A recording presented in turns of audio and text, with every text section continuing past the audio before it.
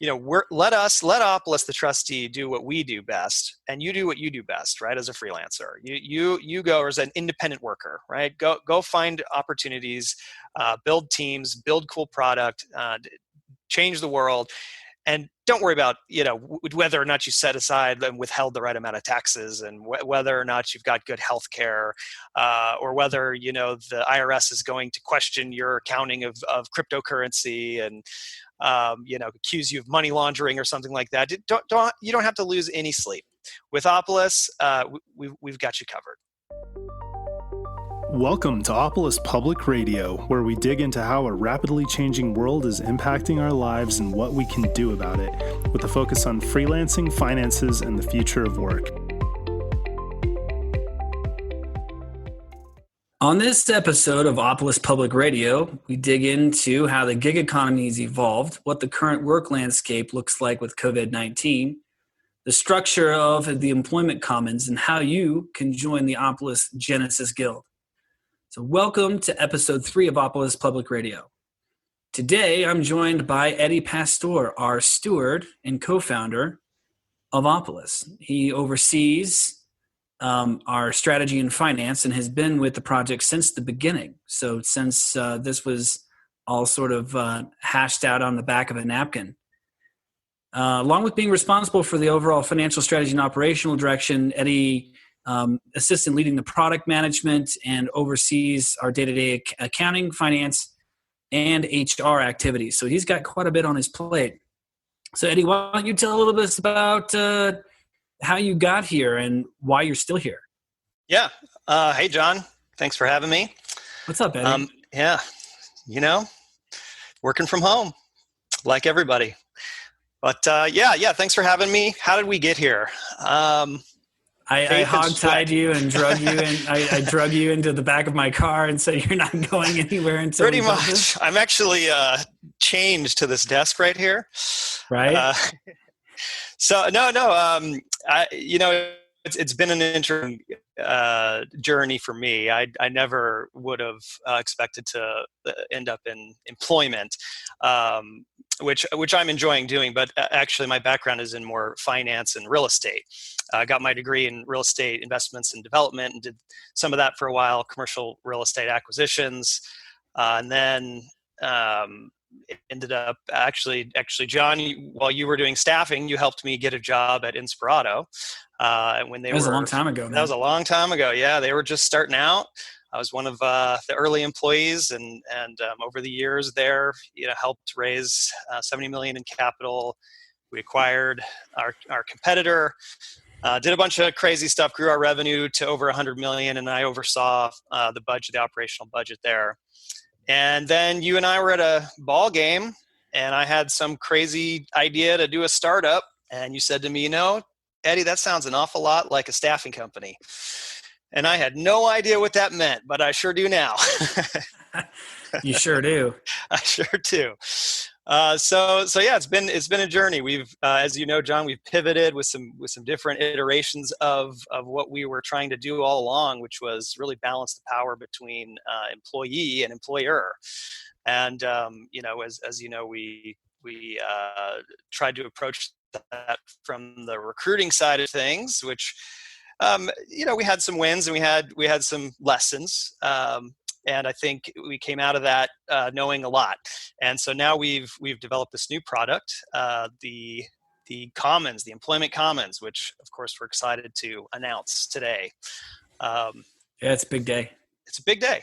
Yeah, several years in the making in terms of trying to really flesh out exactly what we're trying to solve here. But I think we've really fine-tuned it. And well, being that the goal has always been to democratize employment, we tried a bunch of different angles, but like this is the one that we feel like is the right one to actually create the baseline or the foundation, if you will, for individuals to actually experience equitable employment, right? I mean, that's kind of the whole point of how we got here.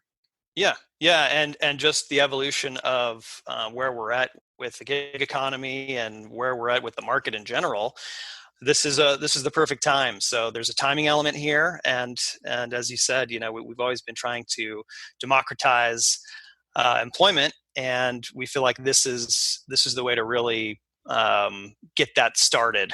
We've got a lot to do still, right? We're going to layer on much more functionality, but we've got a base here. We've got a foundation that should really help freelancers with their employment. Well, what's really funny is we call them freelancers because that's kind of what we call them today. But like, this really fits everybody at scale, right? Like eventually we're not going to call people who work independently freelancers. We're going to call them just people that are work. Like work is going to change. It just happens to be that the initial cohort of our, call it target audience is really freelancers. But, in the end, we're really moving toward having this framework be available for everybody, which I think is really exciting. Yeah, it is exciting. And in a lot of ways, we're returning back to what folks did, prior to the 19th century, prior to actually even Henry Ford, right, with the 40-hour work week. I think the stats are 1908, 88% of people were self-employed. Self-employed, probably working different sort of like doing different things, doing different trades. Tradesmen, however they could make a dollar, right? Stuff on the weekends, maybe, and then doing some sort of trade during the week, maybe multiple trades. And it's really interesting that the Industrial Revolution, World War II, and the Great Depression drove everything towards what we know employment today.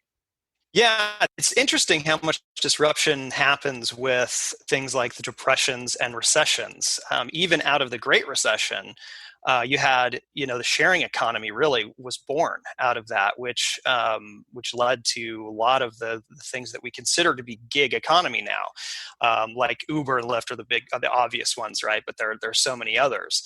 Hundreds. And so it will be interesting to see what comes out of this recession that we're in now, because 5 years from now, I don't see the freelance/gig economy getting smaller. If anything, it's getting bigger. It's so big now, it's impacting legislature. The prediction is huge. I think percent were projected to be involved in it this year, 2020, 50% within a couple of years, and then 2028, it's like 90 million people or something. I mean, the U.S. labor force is only 160 million or so kind of people. Yeah, one stat that I read actually predicted that by 2021, a majority of people will be participating in the gig economy. So over 50%. I mean, different studies say different things, but I wouldn't be surprised. So, there's some pros and there's some cons to this evolution. I think people who are already participating in it know that the freedom of working for yourself and just the pride that comes with that, and the balance of power that you have with employers is a big win. But there are some downsides too, and that is that you have the administrative burden of handling your taxes and keeping track of everything compliance related. And some people, they don't know what they don't know. Some people may end up with penalties and fines because they didn't follow certain things. And so with our product, we'll get into that, but that's one of the major things that we help solve is that we make it easy. We make it extremely hands-off for somebody to really be self-employed and feel like they are working, as a W-2 worker, because in some ways they really are, but they control and own that relationship. So, but yeah, the gig economy, nothing new, right? The term gig actually came from like early 1900s, like 1915, when jazz musicians were doing gigs, and that's kind of a way to self play a gig. Anyway, that continued on as we mentioned. The Great Recession hits, and out of that, staffing companies were born shortly after that. And then by 1995, wait. Yeah, it's you mean the .com boom and like the 80s is when staffing companies popped up. Well, Manpower came, if I'm correct. Kelly Staffing the Kelly girls were like early 80s. That was like a long time ago. Oh, yeah. Okay. Yeah. I guess what you're saying is like the behemoths, like the conglomerates, the commercial staffing, like mega staffing companies didn't really show up until like the early 90s. Right. The mega, right. But people were being hired on demand, right? In 1940, 1950. There was this idea of like flexible labor has been around for a long time. Yeah. Yeah, that's what I mean. And it has been, and we just haven't really referred to it as the gig economy until more recently. But yeah, 1995, I think that I read that 10% of people were considered contingent or on demand or flexible workers, right? And that number is much greater now. It's approaching 40%. So look at Gen Z. 53% of them are already freelancing full time. They don't want full time jobs. That's the 22 and under ish crowd that's in the labor force now. Like they don't want full time jobs.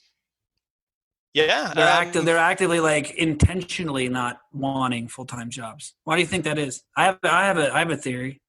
Well, I think there's benefits to working on different projects, and the velocity of work is very appealing to somebody who it's the freedom. Yeah, it's a freedom, and it's the challenge too. I mean, it can get quite boring staying at the same job for 10 years. Most people don't do that anyways. Well, they're not the corporate ladder and the corporate gambit that Xers and boomers ran. People don't want to do that anymore. They're not interested in it because the mirage of loyalty is gone. Yeah, right? And they don't believe that. Well, if I stick around for 10 years, there's no belief that there's actually going to be something better for them at the end of the rainbow. Like they're just like, well, I'd rather diversify my skills. I'd rather have more variety. I'd rather not be bored. I'd rather, sample a lot of different things. Freedom and flexibility seems to have taken over. Don't you think? Yeah, and it could also be that the compensation and the benefits and the stock options just aren't as lucrative as maybe they were. And so what's the incentive to stick with one company? There isn't any really. Yeah, and I think unless you care about beanbags and ping pong and beer on tap, which I don't think most people care about really as much as companies not maybe as much anymore. It is a nice perk to have when you're young, I guess, and but you can get that with a co-working space. You can have that in your basement, right? Yeah. I mean, or in your commons at your condo complex. Like, yeah, I get it. Right. So okay, let's fast forward now. You talked about the Great Recession. So here we are in the Great Pandemic, right? 2020. Mm-hmm. 36% of U.S. workers were participating in the gig economy, which equates to 57 million people. And now we've got something like 36 million people. It might be slightly less than that now because we had 2.5 million jobs added in the month of May. But like 30 million plus people that are literally out of work. Out of work. And what's that going to? Yeah, so do I. Everybody does. I mean, you can't have, a fifth of the U.S. workforce in and out of work. What is it now? 14% or something officially, and then add another 5 for those that have kind of like chosen to not participate in the workforce for some reason. Right. So let's just say it's somewhere between 15 and 20% in reality. 1 in 5. Okay, like you have to know somebody that's unemployed, right? Like it's not possible that you don't.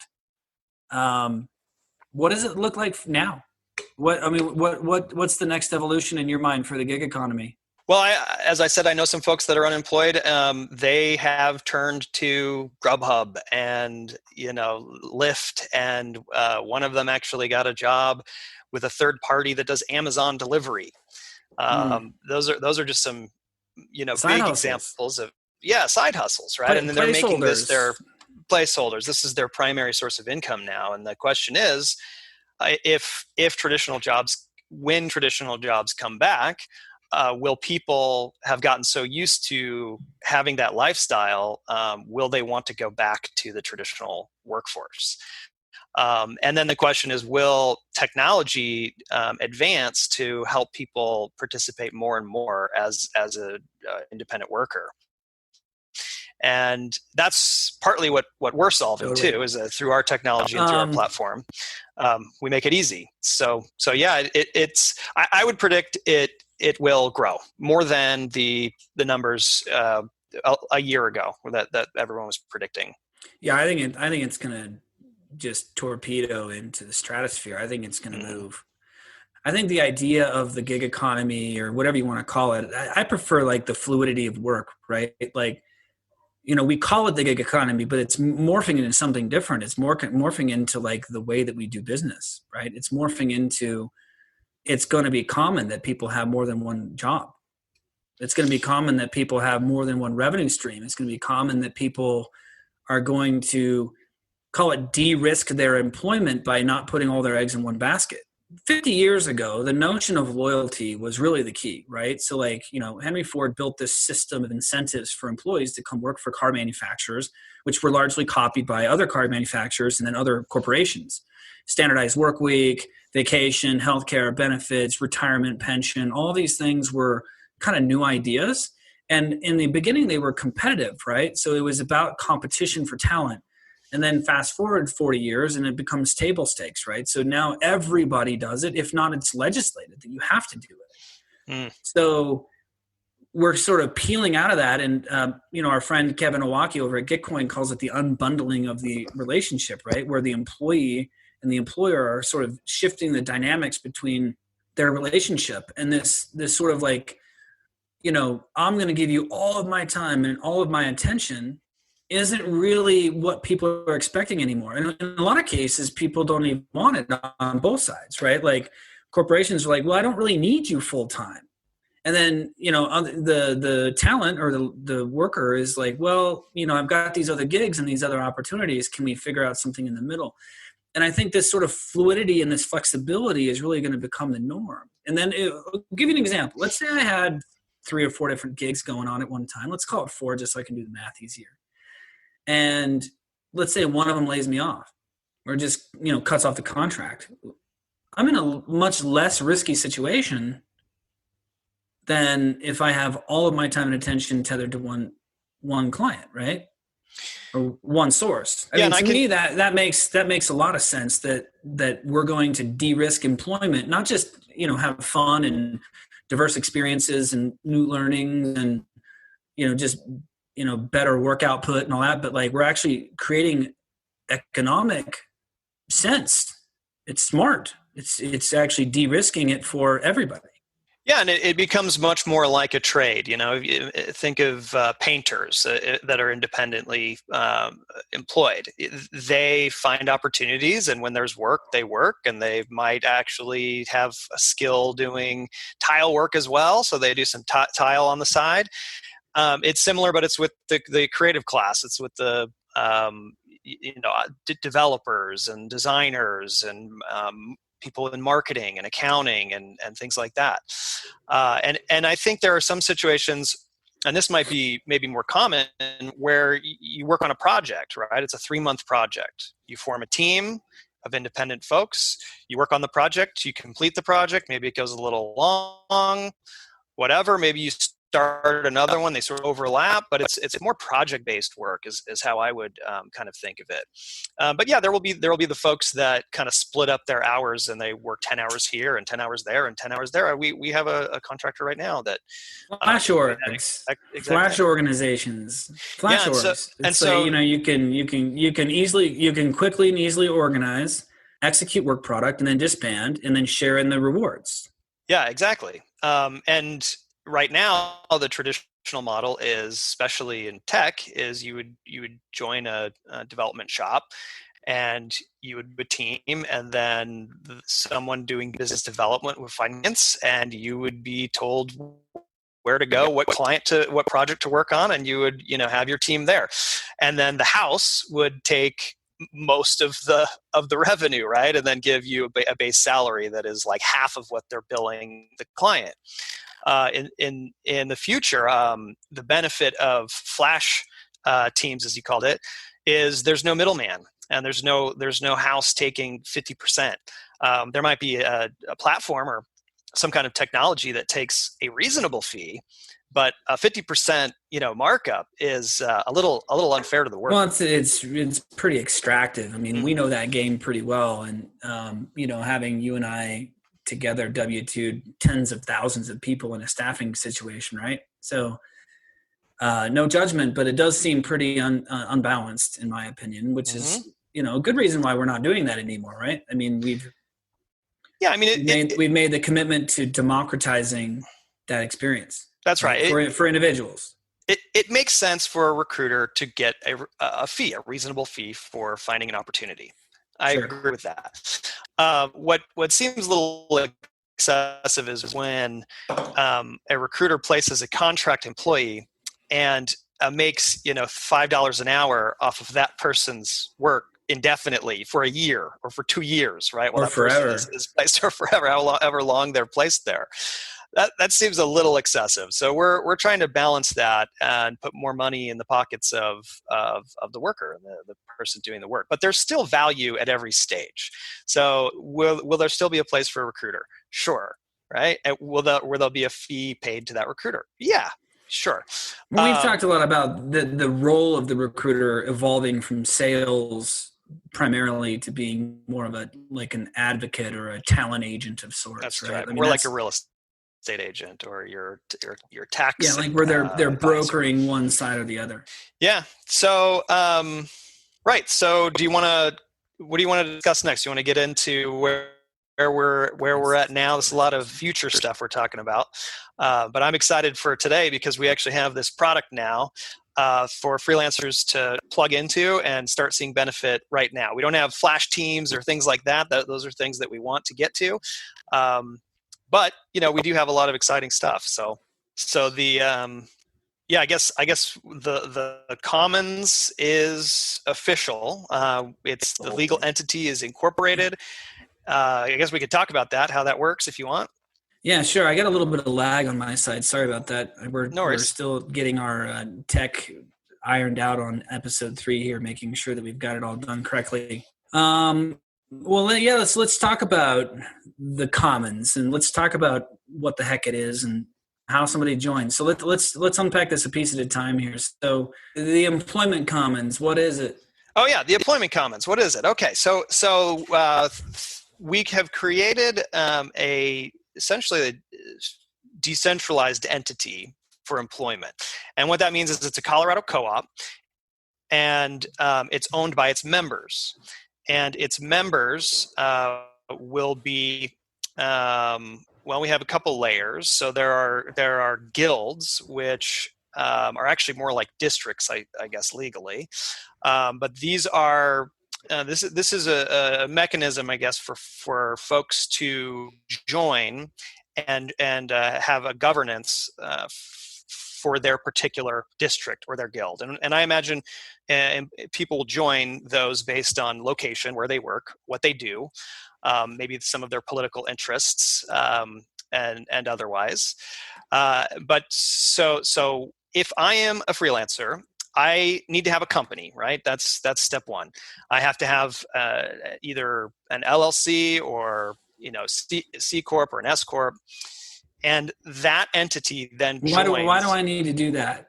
Well, you need to do that for liability reasons, also for compliance reasons, because you will, as a freelancer, you're now going to use your company really as it is the entity that will be billing folks, collecting revenue, and then also paying yourself as an employee. So this is a way for you to really control and own your employment. So you need to have an entity. And in addition to that, you need to elect to be treated as either an S Corp or a C Corp at a federal level for tax purposes. And that's just so that everything's compliant, that you can employ yourself, and that all of the taxes can kind of flow through our platform, so you don't have to worry about it. So I mean, I can unpack that more, but I think from a simple perspective, it's for compliance, for your protection, and it also creates some risk, some aversion of risk, really, and less liability on you as an individual. So that makes a lot of sense. So what we're doing is we're really creating a framework, or what it does is give individuals corporate protections and risk mitigation and administrative protocols that basically professionalize their small business, their individual work and revenue streams, right? So it's not just, well, I got this box of receipts and a lot of people don't take their accounting terribly seriously, but in the future of work, we're going to have to, right? Because everyone's still going to be expecting to pay their taxes and things. Yeah, look, if you're going to work independently, you really are owning your own business, and so forming an entity is the best thing to do for many reasons, as you mentioned. So it's not hard.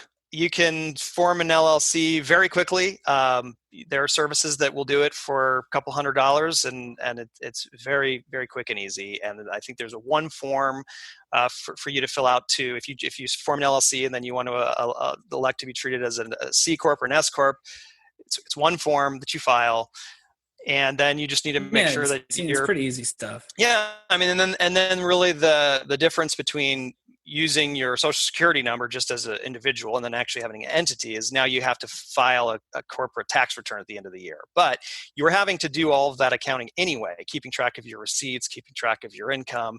So now instead of doing that on your personal return, you're taking all that information over into your business tax return. So, yeah, no, for sure.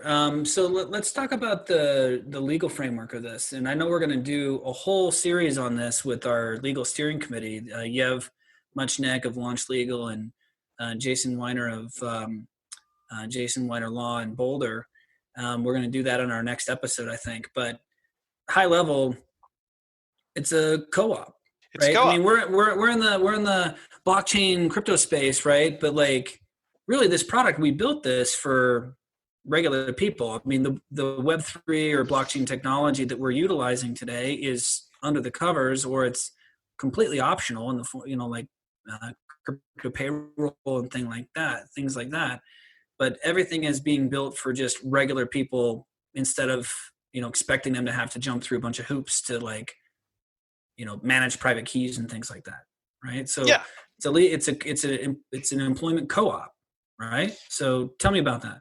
Yeah, it's an employment co-op, and the reason we wanted to go that route is because it's not owned by one, or it's not owned by a board of directors or investors or shareholders or anything like that. It's really truly owned by its members, and which can be lots of different kinds of people, right? So we haven't excluded investors, but it's more of a symmetrical distribution of value creation, right? Yes, with an emphasis on benevolence and the balance between employee and employer. So this entity, this co-op, technically becomes an employer of record, and we can get into that later. But there's no tragedy of the boardroom, and what I mean by that is, there's no one at the top saying, "Okay, great, we grew to a certain point. Now let's increase prices. We can," which is something you see, like with Amazon, right? They had initially said several years ago that their mission was to keep prices low as possible. That was their goal and their mission. They've changed that mission. That is no longer their mission. So they are not keeping prices lower than anything else. And they've been raising even their Prime membership for no reason related to cost. It was purely profit. So we want to avoid things like that. So we do have that built in to the co-op. Yeah, well, we call that structural benevolence, right? So usually as platforms or ecosystems grow, the divide between consumers and the platform, the alignment grows apart, right? So what we're doing is we're trying to maintain that alignment so that multidimensionally, not just shareholders benefit, right? It's contributors, users, members, suppliers, investors that all benefit. And the scalability of this, we believe, is much bigger than what you would see in a traditional, just corporate centralized interest strategy, right? This is, futuristically, this could be a global employment framework as a public utility for everyone. Which is, it's ambitious. I know.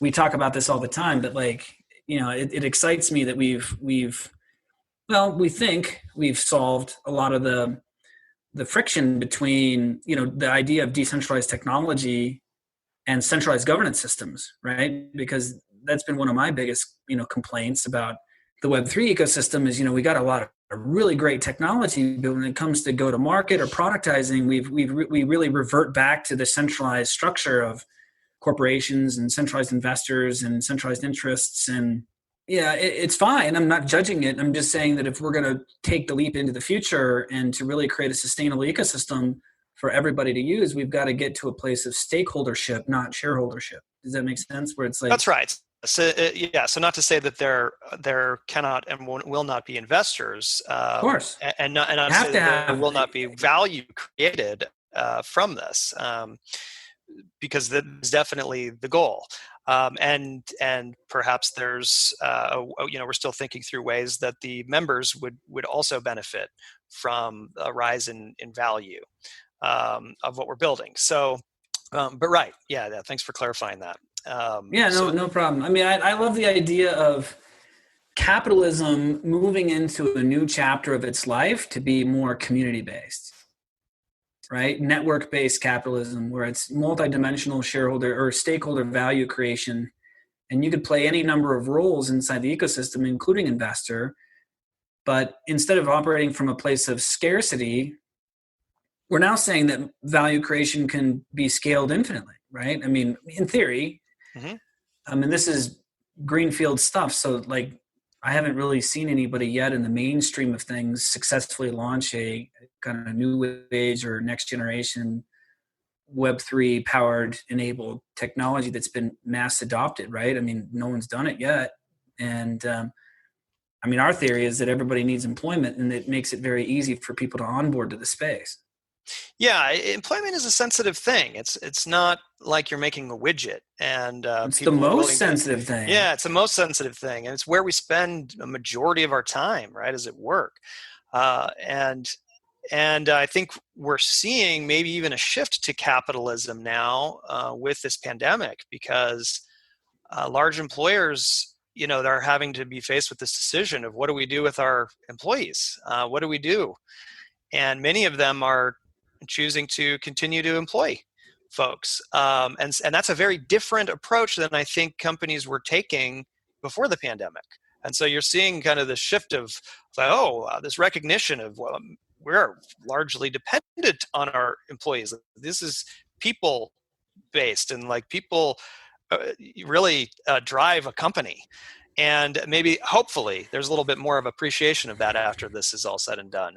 But I think that's what we have in mind, is that we know that work is sensitive, and we're dealing with people's lives here. So this is the last thing you would want to try to maximize and extract as much as you can from your customers, who happen to be the people, the workers, right? So that's why we have to strike that balance between we're providing a service, so let's have a reasonable service fees built in. If we integrate with other partners and add different features and functionality, there probably need to be kind of some pay-as-you-go, a la carte, cafeteria plan type thing, where people pay for what they use. They pay for what they consume. I mean, that's been our whole theory the whole time, is, making the base framework super low cost and as close to free as possible. And then also being transparent about pricing, right? Because we are going to be using algorithms and bonding curves to determine price long-term. Right. And then secondarily, people have the total choice to choose what they want to consume, right? So if they don't want to pay for a service, or if they want to do it on their own, or if they want to have somebody else do it, they can. Yep. So I guess we covered the legal structure and the co-op. More to come on next episode. Yeah, for sure. Everyone gets to meet the legal team, which would be great. So let's talk about features, and let's talk about the big one, healthcare. Right? Healthcare. Yes. So healthcare. When we did our surveys of freelancers, co-working space people, gig workers, the number one thing that they talked about that was most important to them was the difficulty to find good healthcare. And when I say good healthcare, it's a combination of quality of the plan and the expense, right? So you can get cheap plans or catastrophic plans, but they're not good coverage. So it's really covering both, right? How do I get a high quality healthcare plan at an affordable price. Right. So many independent contractors or self-employed folks right now go to the exchange. They go to what's Obamacare, right? And it's state ran and it differs by state. And if you make over a certain amount of money, in Colorado, I think it's close to $60,000. There's no government assistance, and so you're paying full price. And in a lot of ways, you're having to pay in to help subsidize folks who do make less, right? So if you're making a decent income and you go to an exchange to get health care, you're not really able to get a lot of great options, or you're going to pay for it. And maybe they have some cheap plans, but the quality isn't there. And there's so many nuances in healthcare, right? There's co-pays and co-insurance and out-of-pocket maxes and deductibles and all these different things, and it can be very confusing. I think one of the downsides of the exchange, though, most of the time, is that the network is small. They tell you exactly where you can go in terms of like urgent cares and hospitals and doctors and things like that. And it can get complicated when you are traveling out of state. With our plan, through the employment commons and through this sort of legal structure, we're able to group everyone together under one group plan. So this is truly, what a mid-sized company would be able to get with their employees, right, and offer their folks. If you've been a W-2 worker and you've had good benefits, that was a group plan. That's what we are able to offer freelancers now. So by joining as a member under your entity, we make it really easy for you to employ yourself, get a paycheck, we withhold the taxes, you get access to these benefits. And, they range from, if you're just an individual, they range from about $260 a month to our most expensive plan is just over $400 a month. And it's a very rich plan, $500. And you're just talking about the individual, right? The individual, yeah. And we also have employee plus spouse or employee plus children or family. And the rates go up just from like there. Anybody else offers. Just like anybody else offers. So you can go on the just Commons, like anybody else offers. So you can go to commons.opolis.co today, and you can check out what we have to offer. There's a benefit guide you can download, and if you go through the onboarding process there, you can pick which things you want. Now, also that includes vision, the prices that I gave you. So that's a package deal of medical and vision. Yeah. Well, hang on. Let me just summarize this. So what you're telling me is that, or what you're telling our audience, I should say, because I already know this, right? But yeah. what you're telling our audience is that individuals working independently can become a member of the Opolis Employment Commons and access top drawer health insurance with a top tier provider that has national access, for much less than what they could find on the open exchange. That's right. So we have chosen Blue Cross Blue Shield, and it is a massive network, and it's national. Of course, everyone's heard of the name, and you can go to Blue Cross Blue Shield, and you can go to their site, and you can find a doctor, and you can see. I mean, they have more than enough providers. So it is very robust. It's national.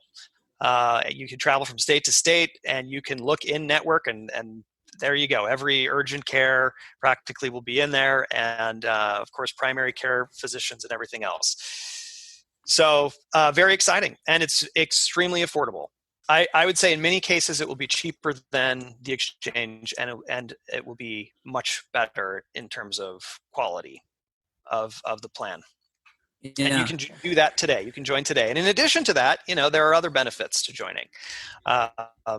So besides the healthcare, we take the burden of remitting taxes, withholding things, withholding your benefits, right? So so we refer to these as trustee services, right? So the Opolis trustee provides services to the employment commons that ultimately ensures that all these individuals are compliant with withholdings and benefits administration and reports and reporting and whatever needs to be done. Exactly. At a state level, local level, federal level, we ensure that the right taxes are being paid, withheld, and paid, and all of the regulation is being followed.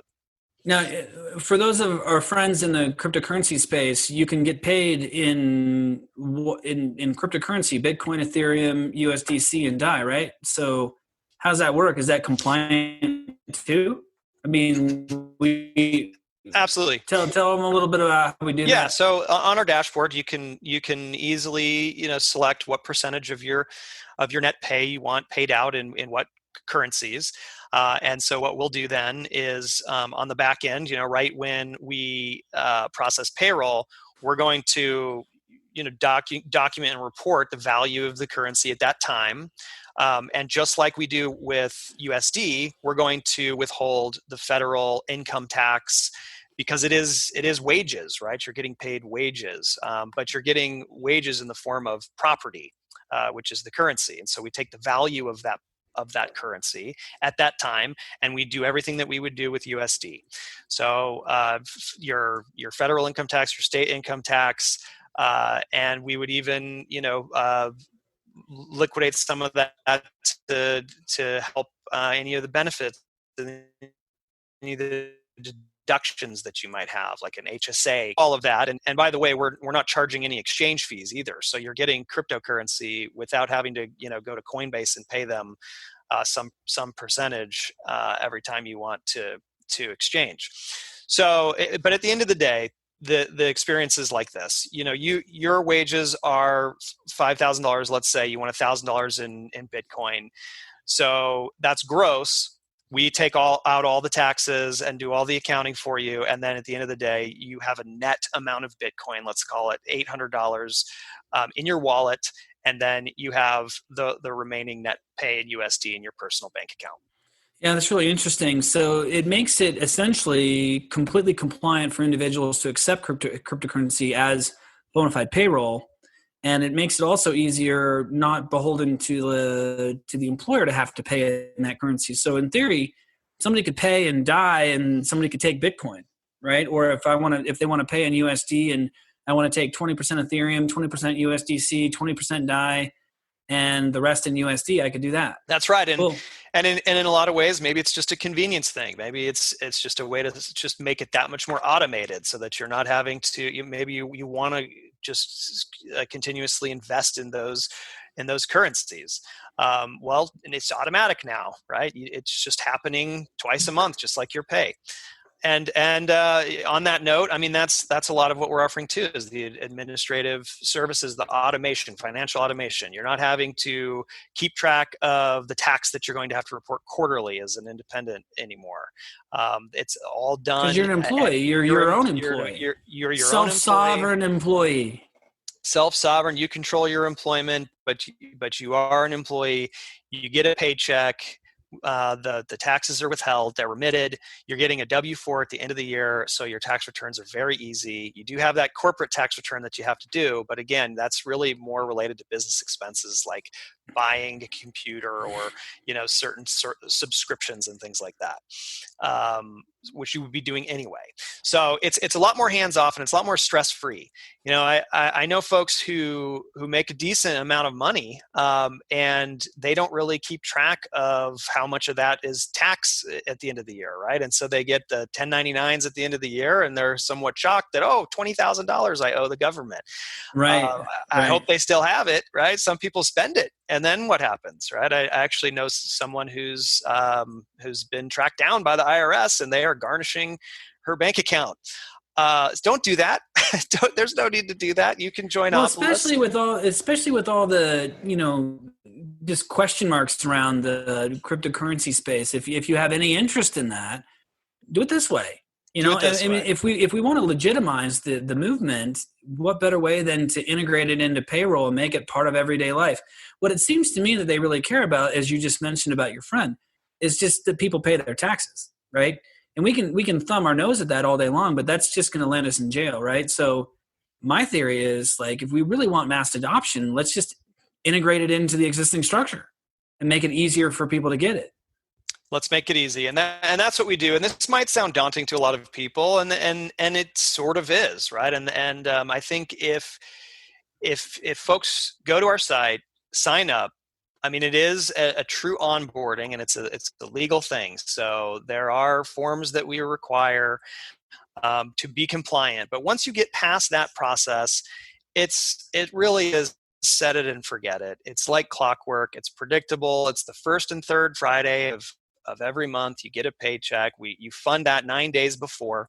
The invoice is sent to you before that. You connect your bank account. The funds come out of your business bank account, and they get pushed into your personal account. So once you're all set up, let Opolis, the trustee, do what we do best, and you do what you do best, right? As a freelancer, you go as an independent worker, right? Go find opportunities, build teams, build cool product, change the world. And don't worry about, whether or not you set aside and withheld the right amount of taxes, and whether or not you've got good health care, or whether, the IRS is going to question your accounting of cryptocurrency and, accuse you of money laundering or something like that. You don't have to lose any sleep. With Opolis, we've got you covered. All right. So let's just kind of wrap it into all right, well, what's live today, Eddie? What do we need to do? What does somebody need to do if they want to join the Commons? What do they got to do? Go to commons.opolis.co and walk through the steps. It's fairly straightforward. You'll need your business documents. You'll need some forms of ID, and you'll need a business bank account to connect. But basically, you can choose your healthcare options there. And by the way, it's not just medical that we offer. We offer dental, and we also have short-term disability, long-term disability, basic life, and vision is included in the medical. And so you can sort of pick and choose to some extent, although everyone will have the benefit of getting the short-term, long-term, and life. So you pick your options there. The tool will walk you through it. You connect your bank account, and then you stake. And what that really is you're prepaying next month's insurance. So whatever you did decide to choose, we need to collect 1 month. We will then store that as stake a deposit, right? It's a deposit of sorts, right? And so if you leave the platform for any reason, and there are no outstanding medical premiums, then we would return those amounts to you. So in a way, it's you're staking, it's a deposit, it's kind of like you're prepaying for the next month's insurance, because we're always paying a month in advance, right? So and then that's it. Someone from the Opolis team will reach out to you and help you get fully onboarded. You'll need to estimate how much you expect to make, and what I mean by that is how much you expect to bill your clients in a given year. So say you're thinking about $80,000 is what you would collect from different employer clients or different sources. You would put that in there, and then we would back into what a net wage would be after all the other expenses, and then you connect your personal bank account, and you just give us the account number, and we would ACH those funds over to you on the first and third Friday. And so we've got support. We've got a team available to answer questions if you have them. But I think it's as straightforward as it's ever going to be to become a self-sovereign worker through the Commons, with Opolis as the trustee, ensuring that the compliance is taken care of and that we're meeting all your needs. It's pretty great, man. It's been a long time coming. Long time. Long time. To figure out how to democratize employment and maintain the right incentives and the right structural benevolence and the right tech. And oh my goodness, the choreography of this has been quite a bit. So thank you for your time today, Eddie. And thank you for your contribution to this massive effort. I mean, I certainly will speak for myself, and I know the team feels the same way. I couldn't do it without you. And it's been a monumental effort on behalf of so many different people, but you've been critical to it. So just publicly, I just wanted to thank you for just being you and for contributing to, this vision and this belief. So yeah, thanks, John. It's been a privilege and an honor, and it's definitely been a ride. So that's no joke. Let's keep it going. So we have some questions here. I'm going to start with I'll just kind of remind the viewership here that if you've got questions, you can dump them into the Q&A section. I've got 4 of them right now, so I'm going to try to answer them to the best of my ability. If I don't do a good job, do a good enough job, feel free to reach out to us, and we'll do our best to answer questions. I mean, we've been working on this for quite some time, but I'm sure there's going to be some things that we haven't quite comprehensively enough covered in our FAQs or whatnot. So just bear with us as we roll all of this out. So the first question is from Todd Youngblood. Thanks, Todd, for the question. He said, do you imagine adding options for organizations like design studios and or creative agencies who depend heavily on freelancers? As a strategist in a design studio, I think they would be interested in using this type of blockchain-powered platform to manage equity and or revenue sharing contracts. So this is a really, really good question. We get asked a lot about decentralized autonomous organizations or DAOs, and how are we different from a DAO? You're an employment DAO. It's like, well, kind of. The way that we see it is we're a decentralized employment organization, or the Commons acts as a decentralized employment organization with guilds inside of it that basically have their own goals and viewpoints on things, and the governance is handled in a decentralized way. But from a consumption of services, this would kind of talk about one of the futuristic elements and layers of what we're talking about. So there are a few players in the cryptocurrency space that we're talking about building these type of, sort of procurement mechanisms, if you will. Whereas, an entity or a corporation is using the services of groups of people and distributing value to these individuals on some sort of recurring basis, right? So let's say it's monthly or quarterly, and I'm receiving this value, but it's not really just me, it's a group of people, right? So how would this work? Well, one of the features that will be coming to Opolis will be the ability to tie in directly your revenue streams. So whether it's coming from a decentralized autonomous organization or a DAO, or it's coming from some other corporate entity, or whatever it is, you'll be able to tie these in so that you'll be able to directly pipe in your resources, okay, your compensation, in other words. Now, as it relates to the agencies themselves, what this does is it ultimately will create a marketplace of talent. So as the ecosystem develops and as there becomes a concentration of talent like designers or creatives that might be interesting to a design agency of sorts, then absolutely. Now, if a design agency is looking to use this type of mechanism to de-risk themselves in the form of maybe offering this as an option to freelancers to use the commons to basically offer health insurance and such to individuals, absolutely. We've got a large staffing company out of New York City, actually, who we're partnering with on that exact front. They've got a fairly significant amount of their workforce is 1099, but these folks have no interest in being W-2s, and they don't really have any of the underpinnings that you would normally see in an employment relationship. So there's absolutely conversations that can be had on this topic. So Todd, if you have if you want to talk more about that, feel free to reach out to us, and we'd be happy to unpack it and see where we are in the process and what we'd be able to do to help set that up for you. The next question we have is from Tommy Cox. What's up, Tommy? Long time no chat. He said, what if I'm outside the United States? Are these benefits only applicable within the US? So the way healthcare works, well, let me back up. So first and foremost, we are currently launching only in the US for US qualified workers. Okay. So in other words, you have to be a US citizen, and the services of Opolis, the accounting components, or the financial automation, if you will absolutely apply to anybody anywhere. So it doesn't matter where you are. Now, the trick with this is healthcare. If you're working outside of the US, healthcare has restrictions on what covers you and where.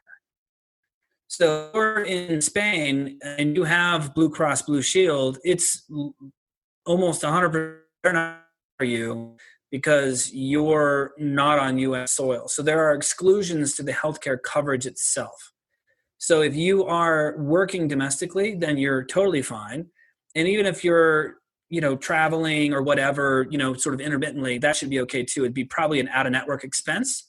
But there's nuances to that. Now, if you're spending lots of amount of time out of the country and you're not coming back anytime soon, it would probably not be at this stage of the game something from a healthcare standpoint that would cover you entirely. But it has nothing to do with really what we're offering as Opolis. It's really just how the healthcare system works in general here in the U.S.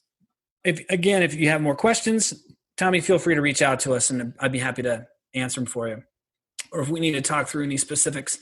TK, what's up, Taylor? Could you speak to the benefit of Opolis over typical social healthcare, i.e. Health First in Colorado? Yes. Okay. The first thing you have to understand about Opolis is we're not just doing this so people can get healthcare. This is a much grander play at scale. We're vertically integrating the entire employment experience. So healthcare is just a component. We do plan on diversifying the options of healthcare as much as we can over time. We do plan on pushing for legislation that offers that, as well as just diversifying as much as we can when it comes to the services, products, and offerings that come through the Opolis Commons.